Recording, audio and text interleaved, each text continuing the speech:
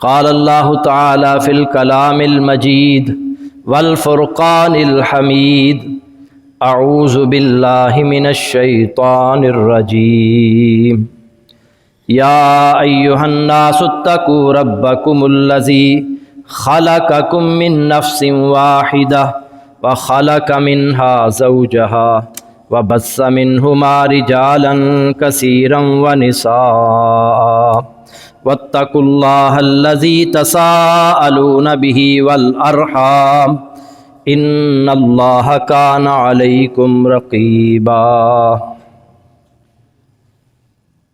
سورہ النساء آیت نمبر 1۔ اللہ رب العزت ارشاد فرما رہے ہیں، یا ایہا الناس، اے لوگو، اتقوا ربکم، اپنے رب سے ڈرو، الذی خلقکم من نفس واحدہ، جس نے تمہیں ایک جان سے پیدا کیا، وخلق منہا زوجہا، اور اس سے اس کی بیوی پیدا کی، وبث منہما رجالا کثیرا ونساء، اور ان دونوں سے بہت سے مرد اور عورتیں پھیلا دیں، واتقوا اللہ الذی تساءلون بہ والارحام، اور اللہ سے ڈرو جس کے واسطے سے تم ایک دوسرے سے سوال کرتے ہو، اور رشتوں سے بھی ڈرو۔ ان اللہ کان علیکم رقیبا، بے شک اللہ تعالیٰ تم پر پورا نگہبان ہے۔ حضرات،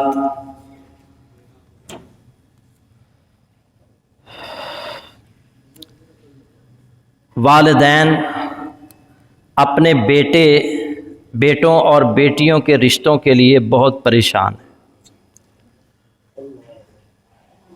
خصوصاً بیٹیوں کی عمریں 40 سال سے اوپر ہو چکی ہیں، لیکن ابھی تک رشتوں سے وہ محروم ہیں۔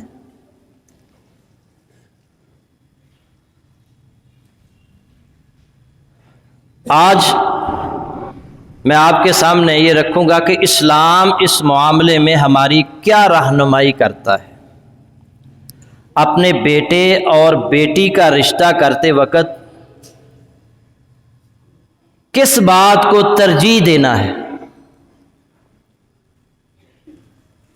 ایک باپ اپنی بیٹی کا رشتہ کرنے کے لیے اس کی کوشش ہوتی ہے کہ دوسرا فریق جو ہے، جہاں میں اپنی بیٹی کا رشتہ کر رہا ہوں، مالدار بھی ہوں، حسب نسب اور خاندانی بھی ہوں، خوبصورت بھی ہو، دیندار بھی ہو۔ اسی طرح کوئی ماں اپنے بیٹے کے لیے دلہن لانے کے لیے اس کوشش ہوتی ہے کہ دوسرے خاندان میں جہاں سے وہ اپنی بیٹی لا رہی ہے، زیادہ سے زیادہ ان میں خوبیاں ہوں۔ لڑکی پڑھی لکھی ہونی چاہیے، خوبصورت ہونی چاہیے، ان کے پاس مال و دولت ہونا چاہیے تاکہ وہ اچھا جہیز دے سکیں۔ 200-500 اگر ہم برات لے جائیں تو اس کو کھانا کھلانے کی ان کے اندر اہلیت ہونی چاہیے۔ یہ سب چیزیں دیکھی جاتی ہیں، اور اس وجہ سے بعض اوقات ایسے بھی ہوتا ہے کہ بیٹیاں زیادہ پڑھ لکھ جاتی ہیں، لڑکے اتنے پڑھے لکھے نہیں ہیں آج کل، وہ پھر اچھا رشتہ تلاش کرتے کرتے بیٹیوں کی عمریں زیادہ ہو رہی ہیں، اور ہم برابری کا رشتہ کرنے کے لیے بیٹیوں کی عمریں زیادہ کر رہے ہیں۔ بہت بڑا المیہ ہے۔ ایک وقت ہوتا ہے، بزرگ کہا کرتے تھے کہ ایک وقت ہوتا ہے رشتے آتے ہیں، وہ اپنے بیٹی کا رشتہ نہیں کرتے، جی ابھی یہ برابر کا نہیں ہے، اور تلاش کریں گے، بڑے رشتے ہیں، اور پھر بچی کی عمر زیادہ ہوتی جاتی ہے، پھر ایک وقت ایسا بھی آتا ہے رشتے آنا بند ہو جاتے ہیں۔ اس لیے برابری کا اگر رشتہ نہیں مل رہا، کچھ بہتر ہے تو آپ رشتہ کر دیں، تاکہ بعد کے مسائل سے بعض اوقات ایسے ہوتا ہے، لوگ ہمیں کہتے ہیں کہ قاری صاحب بچی کی عمر 35 سال ہو گئی ہے، 40 سال ہو گئی ہے، چلو دوسری شادی والا ہی مل جائے، بیٹی کی شادی کر۔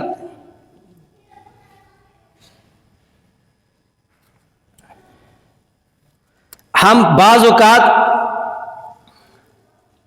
برادری کا رشتہ تلاش کرنے کے لیے بھی بہت سارا وقت ضائع کر دیتے ہیں، برادری کے نہیں ہیں، باقی ساری چیزیں ٹھیک ہیں،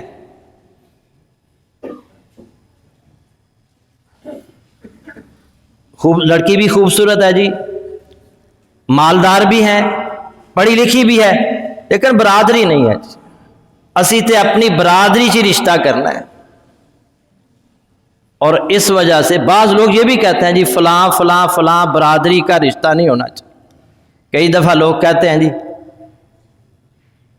فلاں نہیں ہونا چاہیے، باقی سب کے ہاں کر لیں گے۔ بھائی یہ کوئی نہیں کہتا، بس دیندار ہونا چاہیے،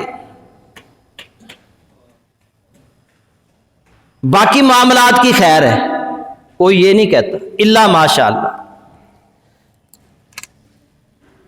ٹھیک ہے، آپ دیکھیں شکل و صورت دیکھیں، مال و دولت دیکھیں، حسب نسب دیکھیں، خاندانی دیکھیں، لیکن اس کے ساتھ ساتھ آپ دینداری کو بھی دیکھیں، اخلاق کو بھی دیکھیں، کردار کو بھی دیکھیں۔ رسول اللہ صلی اللہ علیہ وسلم نے دینداری کو ترجیح دینے کا حکم دیا ہے۔ اب دینداری کا مطلب یہ نہیں ہے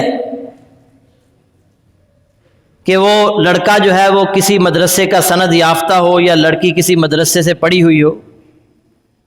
دیندار ہونے کا مطلب یہ ہے کہ وہ اسلام کے مطابق زندگی گزارنے والا ہو، اس کا اخلاق کریمانہ ہو، اس کی گفتگو مہذبانہ ہو، کردار کا بے داغ ہو، اچھے کردار اور اخلاق کا مالک ہو۔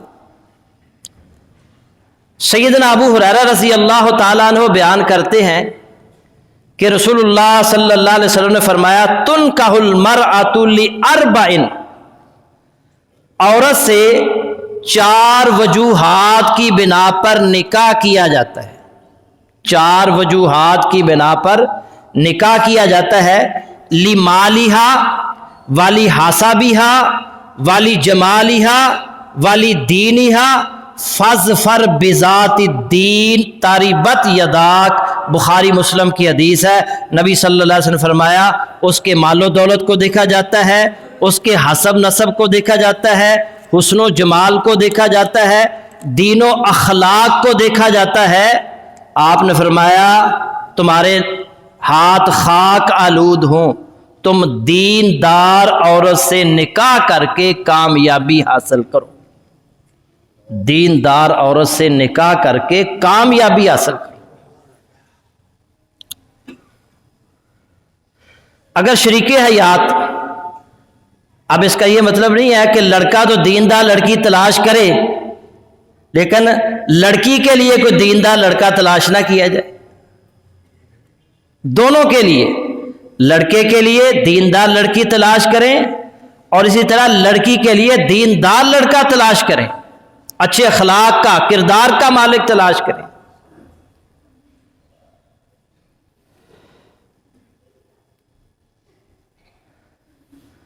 نبی صلی اللہ علیہ وسلم نے فرمایا اذا خاطب الیکم من ترضون دینہ وخلقہ فزوجوہ، جب کوئی ایسا شخص تمہارے پاس نکاح کا پیغام بھیجے جس کے دین اور اخلاق سے تم راضی ہو، فزوجوہ، تو اسے رشتہ دے دو۔ ایسے گھر سے رشتہ آیا ہے، لڑکا دیندار ہے، ایسے گھر سے رشتہ آیا ہے جس میں لڑکی دیندار ہے، فزوجوہ، نبی صلی اللہ علیہ وسلم فرما رہے ہیں اس کو رشتہ دے دو۔ الا تفعلوا تکن فتنۃ فی الارض وفساد عریض، لیکن اگر تم ایسا نہیں کرو گے تو پھر بڑا فتنہ فساد پیدا ہوگا، فتنہ فساد ہوگا۔ اس لیے بیٹے کی عمر، بیٹی کی عمر جب شادی کی ہو جائے تو جلد از جلد ان کی شادی کرنی چاہیے۔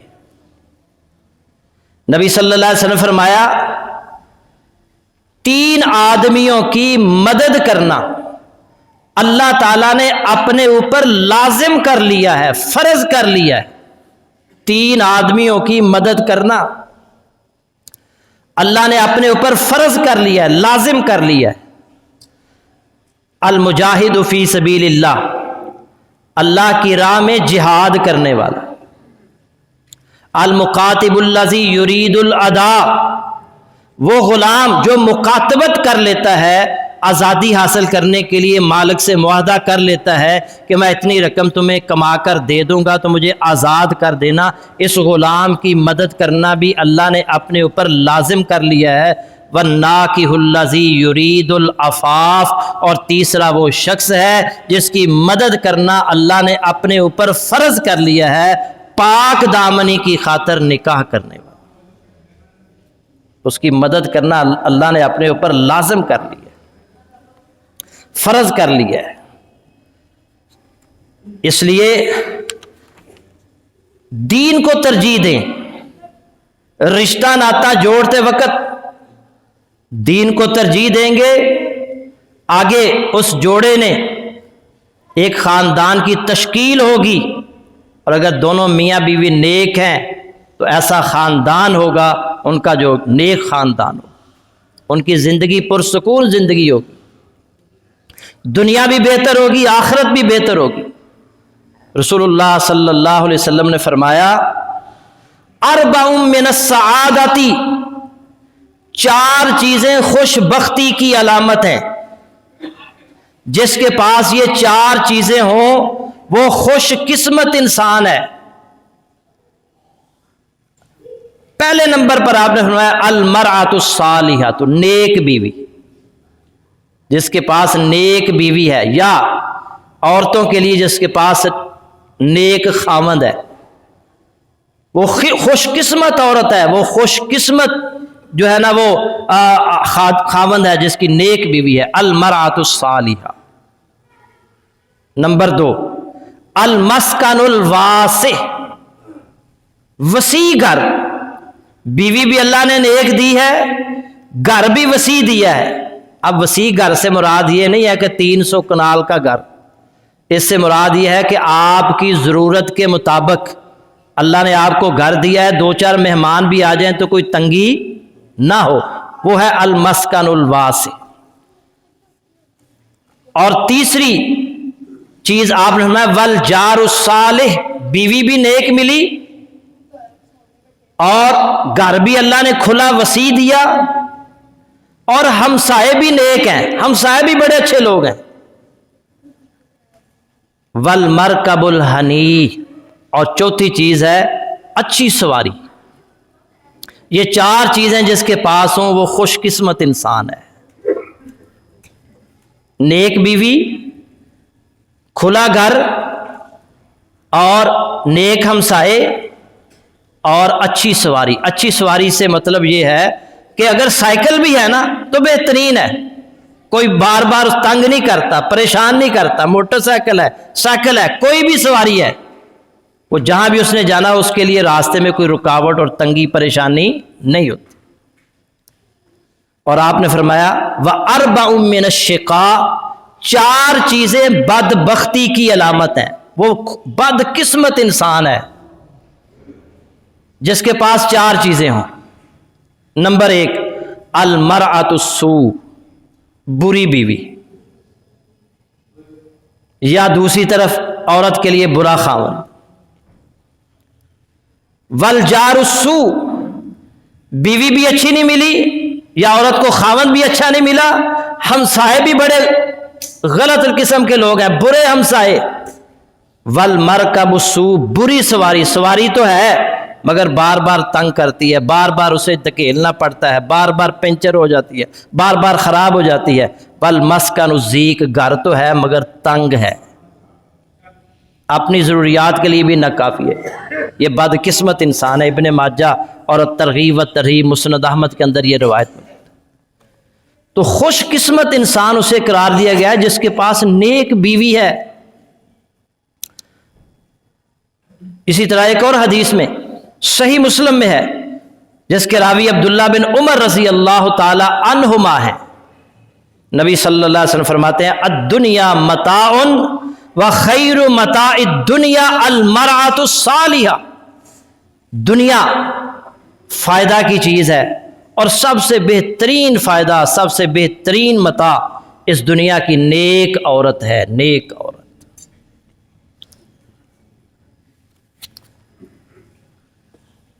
تو رشتہ ناتا کرتے وقت دینداری کو ترجیح دیں، دین کو پہلے نمبر پر رکھیں۔ باقی چیزیں ہاں ٹھیک ہے، آپ دیکھیں، دینداری کے ساتھ ساتھ مال و دولت بھی دیکھ سکتے ہیں، حسب نسب بھی دیکھ سکتے ہیں، اور اس کے ساتھ ساتھ اور دیگر خوبصورتی بھی دیکھ سکتے ہیں، یہ سب چیزیں دیکھ سکتے ہیں، مگر پہلے نمبر پر جو ترجیح ہونی چاہیے وہ دین ہونا چاہیے۔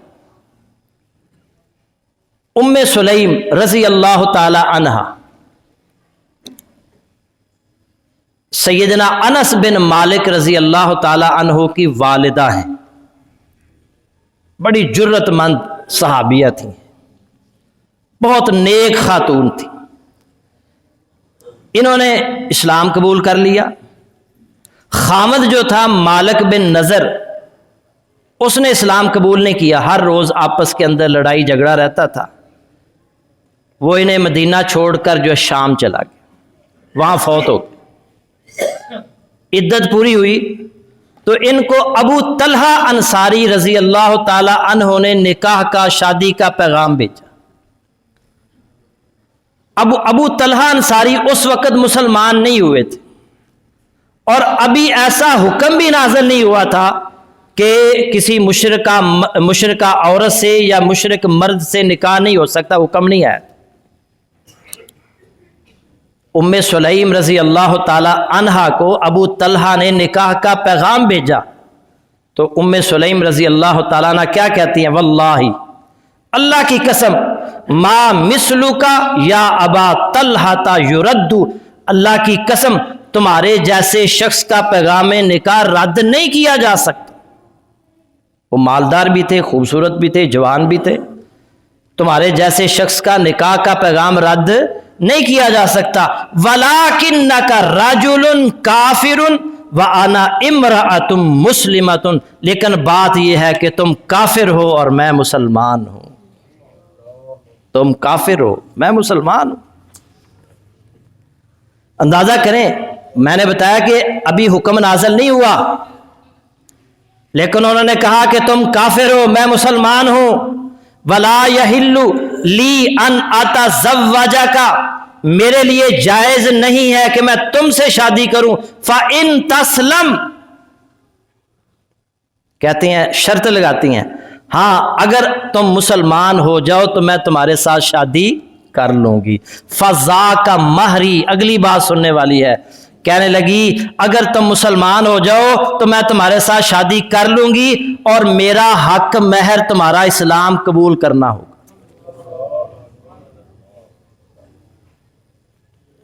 وَلَا أَسْأَلُكَ، اگلی بات کو کیا کہتی ہیں؟ وَلَا أَسْأَلُكَ غَيْرَهُ، اور میں اس کے علاوہ اور تم سے کبھی کچھ مانگوں گی نہیں، اسلام قبول کر لو۔ فَأَسْلَمَ فَكَانَ ذَلِكَ مَهْرُهَا، کچھ دن سوچو بچار کیا ابو طلحہ نے، اور اسلام کی محبت اللہ نے ان کے دل میں بھی ڈال دی، انہوں نے اسلام قبول کر لیا، ان کا نکاح ہوا۔ اور راوی بیان کرتے ہیں، ثابت تابعی ہیں رحمت اللہ علیہ، وہ بیان کرتے ہیں کہ اس سے معزز حق مہر میں نے کسی اور عورت کا نہیں دیکھا، حق مہر وہی ان کا اسلام قبول کرنا ہی ہوا۔ یہ ہے دین کو ترجیح دینا کی۔ اور یہ خاتون کون ہے؟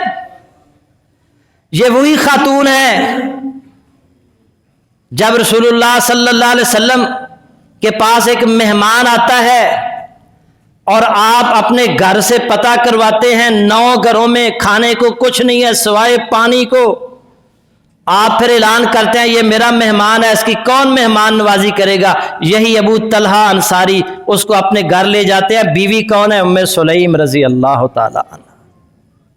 گھر میں کھانا صرف بچوں کا ہے، اس دن شوہر اور بیوی کے لیے بھی نہیں ہے، بچوں کے لیے کھانا ہے۔ وہ کہتے ہیں اللہ کے رسول کا مہمان ہے، بچوں کو بھوکا سلا دے۔ بچوں کو ماں بچوں کو بھوکا سلا دیتی ہے، اور پھر وہ کھانا لے کر آتے ہیں، دیکھتے ہیں کھانا تو صرف ایک بندے کے لیے ہے، اور ہم بھی اگر ساتھ بیٹھ گئے تو مہمان اپنا پیٹ نہیں بھر سکے گا۔ اب سوچتے ہیں کہ یہ سارے کا سارا کھانا ہم مہمان کو کیسے کھلا سکتے، اندازہ کریں کیسی سوچ تھی ان لوگوں کی، ہماری کیسی سوچ ہوتی ہے کہ میں اس کے بھی پیٹ سے کیسے اپنے پیٹ میں لے جا سکتا ہوں، اس کا بھی حصہ میں کیسے کھا سکتا ہوں۔ وہ سوچ رہے ہیں، خود بھوکے ہیں، بچوں کو بھوکا سلا دیا ہے، وہ کہتے ہیں یہ کھانا ہم مہمان کو کیسے کھلائیں، سوچو بچار کرتے ہیں۔ وہ اس نتیجے پر پہنچتے ہیں رات کا وقت ہے، یہ دیا جو ہے، اس وقت اتنی لائٹیں تو ہوتی نہیں تھی، یہ دیا جو ہے اس کو بجھا دیں گے، اندھیرا ہو جائے گا، ہم بھی مہمان کے ساتھ بیٹھ کر ظاہر کریں گے کہ ہم بھی کھا رہے ہیں لیکن کھائیں گے نہیں۔ اس کے ساتھ کھانا رکھا، بیوی نے ام سلیم رضی اللہ تعالی عنہ نے وہ دیا بجھا دیا، اندھیرا ہو گیا، میاں بیوی بھی ساتھ بیٹھے ہیں، مہمان کھا رہا ہے، یہ بھی ساتھ ظاہر کر رہے ہیں کہ ہم بھی کھا رہے ہیں لیکن حقیقت میں نہیں کھا رہے۔ صبح ہوئی، رسول اللہ صلی اللہ علیہ وسلم کے پاس پہنچے فجر کی نماز پڑھنے کے لیے، اوپر سے اللہ نے وحی جبریل علیہ السلام کو نازل کر دیا، وَيُؤْثِرُونَ عَلَىٰ أَنفُسِهِمْ وَلَوْ كَانَ بِهِمْ خَصَاصَةٌ، آیات نازل ہو گئی، نبی صلی اللہ علیہ وسلم کو جبریل نے سارا واقعہ سنا دیا، نبی صلی اللہ علیہ وسلم مسکرا رہے ہیں اور پوچھ رہے ہیں رات مہمان کے ساتھ کیا مہمان نوازی کی ہے کہ اللہ نے قرآن کی آیات نازل فرما دی۔ یہ ہیں ام سلیم رضی اللہ تعالیٰ۔ یہ اگر ایسی دینداری کو ترجیح دے کر ایسی گھر کے اندر خاتون ہو، اور یہ وہی خاتون ہے، ان کا بیٹا فوت ہو جاتا ہے، بیٹا، ایسی عورتیں کہاں سے تلاش کریں؟ ان کا بیٹا فوت ہو جاتا ہے، خاوند ابو طلحہ باہر ہیں، کمانے کے لیے گئے ہیں، تجارت کے لیے گئے ہیں، رات کا وقت ہے، کوئی شور شرابہ، کوئی بین، کوئی رونا پیٹنا نہیں کیا، بیٹا فوت ہو جاتا ہے، خاوند کے آنے کا ٹائم ہے، سوچتی ہیں خاوند آئے گا، تھکا ہارا آئے گا گھر میں اور تھکاوٹ کا شکار ہوگا، اور آتے ہی میں اس کو رونا شروع کر دوں کہ بیٹا فوت ہو چکا ہے، اس کی وہ بیچارہ سارے دن کی تھکاوٹ جو ہے نا وہ اسی طرح جو ہے نا وہ نہ کچھ کھائے گا، نہ پیے گا، نہ اس کو آرام نصیب ہوگا۔ بیٹے کو ایک کمرے میں جو ہے نا وہ لپیٹ کر رکھ دیتی ہیں، خاوند آتا ہے، ظاہر نہیں کرتی کہ بیٹا فوت ہو جائے۔ یہ کتنی بڑی ماں ہے، ایسی مائیں کہاں ہیں؟ خاوند آتے ہی پوچھتا ہے بیٹے کا کیا حال ہے، پتا تھا بیٹا بیمار ہے، وہ کہتی ہیں اب سکون میں ہے، کھانا کھلاتی ہیں، خاوند کو کھانا کھلاتی ہیں، اور پھر اس کے بعد کہتی ہیں اب آرام کریں، اور یہاں تک کہ شوہر ازواجی تعلق قائم کرتا ہے۔ اور صبح جب مسجد میں جانے لگے تو بتایا کہ بڑے اچھے انداز کے ساتھ، اگر تمہارے پاس کوئی امانت ہو اور بندہ وہ کہے کہ وہ امانت مجھے دے دو، واپس لوٹا دو، تو اس میں کوئی پریشانی کی بات، ناراضگی کی بات، اس نے کہا کوئی بات نہیں، جس کی چیز تھی اس نے واپس لے لی، اس نے تو تقاضا کرنا ہی ہے۔ فرمایا کہ جو بیٹا اللہ نے دیا تھا نا وہ اللہ نے لے لیا، رات تو ہی فوت ہو گئی۔ ناراض ہوئے، غصے میں آئے کہ تم نے مجھے بتایا کیوں نہیں، رات کیوں نہیں بتایا، اور جا کر اللہ کے نبی صلی اللہ علیہ وسلم سے شکایت کی۔ اللہ کے نبی نے جب یہ سنا کہ ازواجی تعلق بھی قائم ہوا تو اللہ کے نبی نے ان کی برکت کے لیے دعا کر۔ یہ ہیں خاتون۔ اگر گھرانے کے اندر، گھر کے اندر ایسی خواتین ہو، دیندار خواتین ہو، تو وہ گھر جو ہے وہ اس دونوں میاں بیوی کا اور اس خاندان کتنا خوشگوار زندگی گزرے گی، کتنی سکون کی زندگی، دنیا بھی بہتر ہوگی، آخرت بھی بہتر ہوگی۔ مزید انشاءاللہ آئندہ اسی موضوع پر گفتگو ہوگی۔ اللہ سے دعا ہے کہ اللہ تعالیٰ جو والدین بیٹے اور بیٹیوں کے رشتوں کے لیے پریشان ہیں، اللہ تعالیٰ ان کی مدد فرمائے۔ ان کے لیے آسانیاں پیدا فرمائے۔ وآخر دعوانا الحمدللہ رب العالمین۔